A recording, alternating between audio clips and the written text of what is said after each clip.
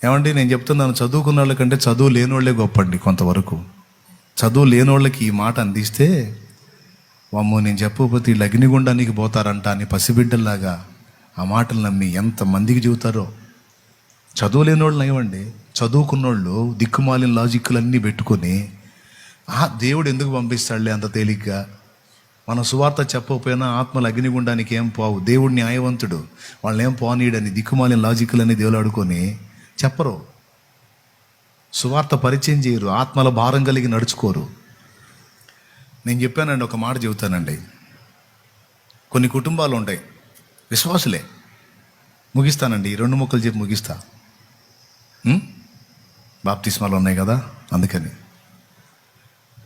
మనం ఎలా తయారు కావాలో చెప్తున్నానండి. నేను నా ఫ్యామిలీకి చెప్పుకున్నాను. నేను మన దగ్గరికి ఎవరిని పంపించినా, మనల్ని ఎవరి దగ్గరికి పంపించినా గుర్తుపెట్టుకోండి, మనం ఆ ఆత్మల్ని రక్షించాలి. ఆ ఆత్మల్ని రక్షించాలంటే ఫస్ట్ ఆఫ్ ఆల్ మనం వాళ్ళ ఎదుట మన ప్రవర్తన జాగ్రత్తగా కాపాడుకోవాలి.